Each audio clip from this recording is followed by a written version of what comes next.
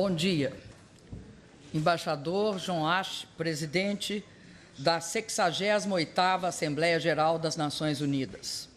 Senhor Ban Ki-moon, secretário-geral das Nações Unidas. Excelentíssimos senhores chefes de Estado e de Governo. Senhoras e senhores, permitam-me uma primeira palavra para expressar minha satisfação em ver um ilustre representante de Antígua e Barbuda, país que integra o Caribe, tão querido no Brasil e em nossa região, à frente dos trabalhos dessa sessão da Assembleia Geral. Conte, Excelência, com o apoio permanente de meu governo. Permitam-me também, já no início da minha intervenção, expressar o repúdio do governo e do povo brasileiro ao atentado terrorista ocorrido em Nairobi. Expresso as nossas condolências e a nossa solidariedade às famílias das vítimas, ao povo e ao governo do Quênia. O terrorismo, onde quer que ocorra e venha de onde vier, merecerá sempre nossa condenação inequívoca e nossa firme determinação em combatê-lo. Jamais transigiremos com a barbárie. Senhor presidente, quero trazer à consideração das delegações uma questão à qual atribuo a maior relevância e gravidade. Recentes revelações sobre as atividades de uma rede global de espionagem eletrônica provocaram indignação e repúdio em amplos setores da opinião pública mundial.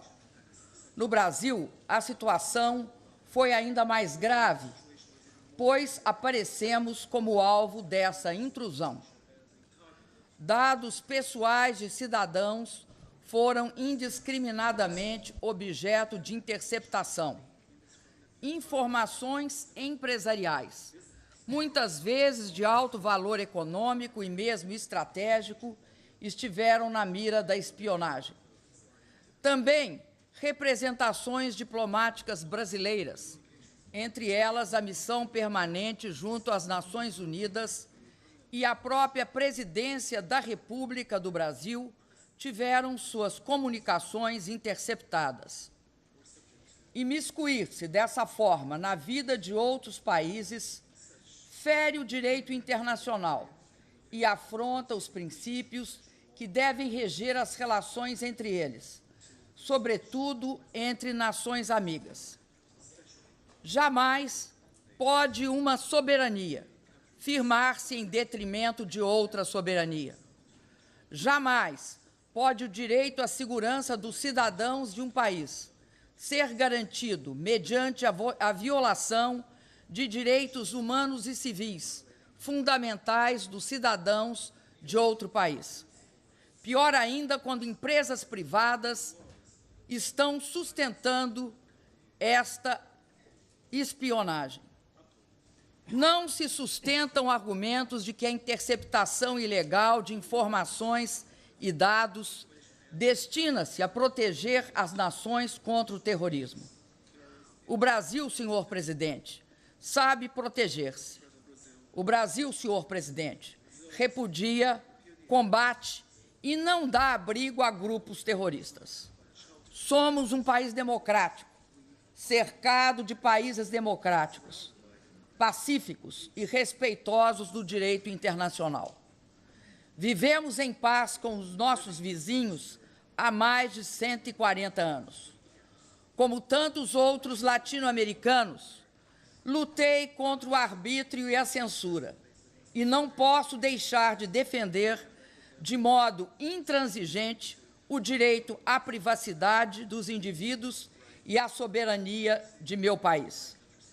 Sem ele, o direito à privacidade, não há verdadeira liberdade de expressão e opinião e, portanto, não há efetiva democracia. Sem respeito à soberania, não há base para o relacionamento entre as nações. Estamos, senhor presidente, diante de um caso grave de violação dos direitos humanos e das liberdades civis. da invasão e captura de informações sigilosas relativas às atividades empresariais e, sobretudo, de desrespeito à soberania nacional do meu país. Fizemos saber ao governo americano nosso protesto, exigindo explicações, desculpas e garantias de que tais procedimentos não se repetirão. Governos e sociedades amigas que buscam consolidar uma parceria efetivamente estratégica, como é o nosso caso, não podem permitir que ações ilegais recorrentes tenham curso como se fossem normais. Elas são inadmissíveis. O Brasil, senhor presidente, redobrará os esforços para dotar-se de legislação, tecnologias e mecanismos que nos protejam da interceptação ilegal de comunicações e dados. Meu governo fará tudo o que estiver a seu alcance para defender os direitos humanos de todos os brasileiros e de todos os cidadãos do mundo e proteger os frutos da engenhosidade dos trabalhadores e das empresas brasileiras. O problema, porém, transcende o relacionamento bilateral de dois países. Afeta a própria comunidade internacional e dela exige resposta. As tecnologias de telecomunicação e informação não podem ser o novo campo de batalha entre os Estados. Esse é o momento de criarmos as condições para evitar que o espaço cibernético seja instrumentalizado como arma de guerra, por meio da espionagem, da sabotagem, dos ataques contra sistemas e infraestrutura de outros países. A ONU deve desempenhar um papel de liderança no esforço de regular o comportamento dos Estados frente a essas tecnologias e a importância da internet, dessa rede social para a construção da democracia no mundo. Por essa razão, senhor presidente, o Brasil apresentará propostas para o estabelecimento de um marco civil multilateral para a governança e uso da internet e de medidas que garantam uma efetiva proteção dos dados que por ela trafegam. Precisamos estabelecer para a rede mundial mecanismos multilaterais capazes de garantir princípios como, primeiro, da liberdade de expressão, privacidade do indivíduo e respeito aos direitos humanos. Segundo, da governança democrática, multilateral e aberta, exercida com transparência, estimulando a criação coletiva e a participação da sociedade, dos governos e do setor privado. Terceiro, da universalidade, que assegura o desenvolvimento social e humano e a construção de sociedades inclusivas e não discriminatórias. Quarto, da diversidade cultural, sem imposição de crenças, costumes e valores. 5, da neutralidade da rede, ao respeitar apenas critérios técnicos e éticos, tornando inadmissível restrições por motivos políticos, comerciais, religiosos ou de qualquer outra natureza. O aproveitamento do pleno potencial da internet passa, sim, por uma regulação responsável que garanta ao mesmo tempo liberdade de expressão, segurança e respeito aos direitos humanos.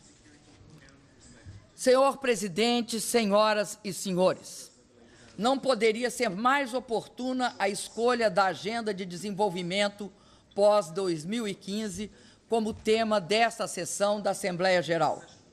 O combate à pobreza, à fome, à desigualdade constitui o maior desafio de nosso tempo. Por isso, adotamos no Brasil um modelo econômico com inclusão social, que se assenta na geração de empregos, no fortalecimento da agricultura familiar, na ampliação do crédito, na valorização do salário e na construção de uma vasta rede de proteção social, particularmente por meio do nosso programa Bolsa Família. Além das conquistas anteriores, retiramos da extrema pobreza, com o plano Brasil Sem Miséria, 22 milhões de brasileiros em apenas 2 anos. Reduzimos de forma drástica a mortalidade infantil.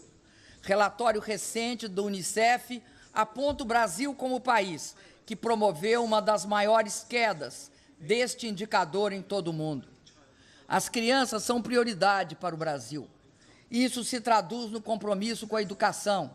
Somos o país que mais aumentou o investimento público no setor educacional, segundo o último relatório do OCDE. Agora, vinculamos por lei 75% de todos os royalties do petróleo para a educação e 25% para a saúde.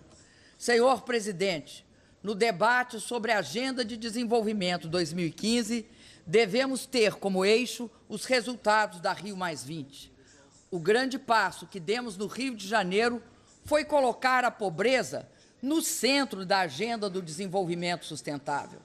A pobreza, senhor presidente, não é um problema exclusivo dos países em desenvolvimento. E a proteção ambiental não é uma meta apenas para quando a pobreza estiver superada. O sentido da agenda pós-2015 é a construção de um mundo no qual seja possível crescer, incluir, conservar e proteger. Ao promover, senhor presidente, a ascensão social e superar a extrema pobreza, como estamos fazendo, nós criamos um imenso contingente de cidadãos com melhores condições de vida, maior acesso à informação e mais consciência de seus direitos.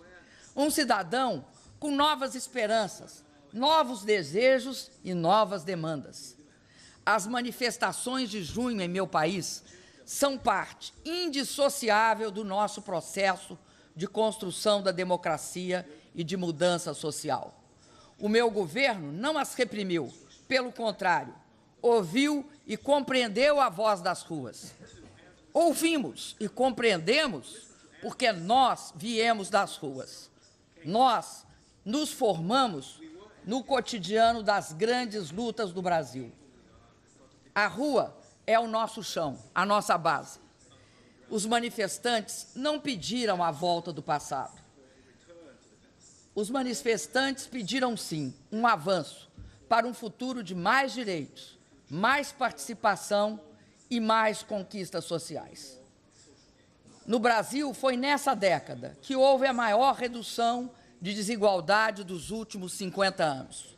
Foi nesta década que criamos um sistema de proteção social que nos permitiu agora praticamente superar a extrema pobreza. Sabemos que democracia gera mais desejo de democracia. Inclusão social provoca a cobrança de mais inclusão social. Qualidade de vida desperta anseio por mais qualidade de vida. Para nós, todos os avanços conquistados são sempre só um começo. Nossa estratégia de desenvolvimento exige mais, tal como querem todos os brasileiros e as brasileiras. Por isso, não basta ouvir, é necessário fazer. Transformar essa extraordinária energia das manifestações em realizações para todos. Por isso, lancei 5 grandes pactos. O Pacto pelo Combate à Corrupção e pela Reforma Política. O Pacto pela Mobilidade Urbana, pela melhoria do transporte público e por uma reforma urbana. O Pacto pela Educação, nosso grande passaporte para o futuro, com auxílio dos royalties e do Fundo Social do Petróleo. O Pacto pela Saúde, o qual prevê o envio de médicos para atender e salvar as vidas dos brasileiros que vivem nos rincões mais remotos e pobres do país. O Pacto pela Responsabilidade Fiscal para garantir a viabilidade dessa nova etapa. Senhoras e senhores, passada a fase mais aguda da crise, a situação da economia mundial ainda continua frágil, com níveis de desemprego inaceitáveis. Os dados da OIT indicam a existência de mais 200 milhões de desempregados em todo o mundo.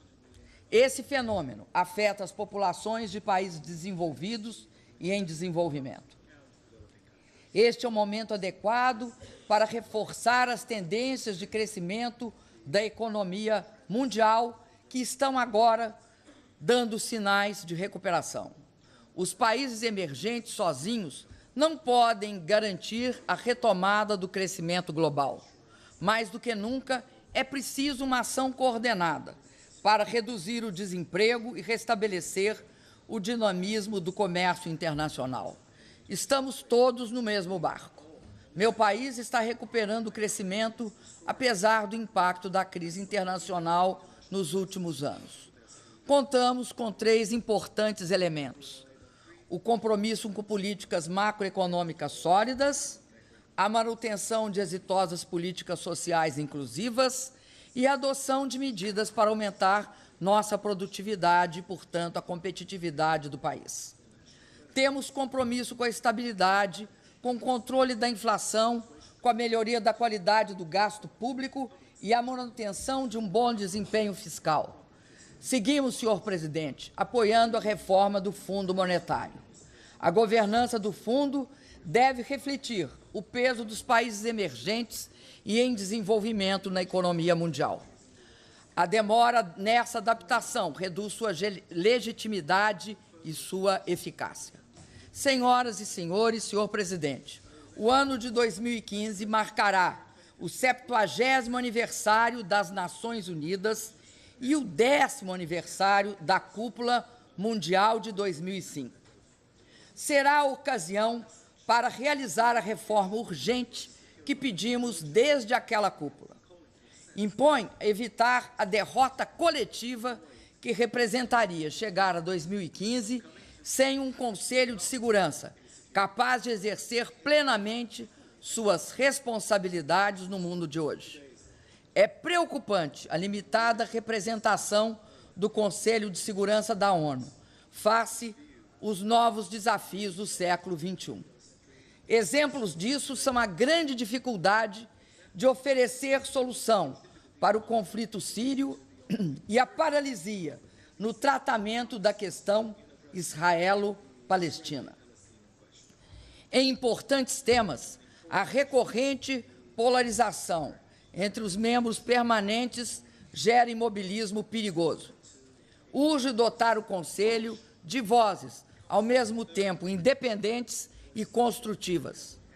Somente a ampliação do número de membros permanentes e não permanentes e a inclusão de países em desenvolvimento em ambas as categorias permitirá sanar o atual déficit de representatividade e legitimidade do Conselho.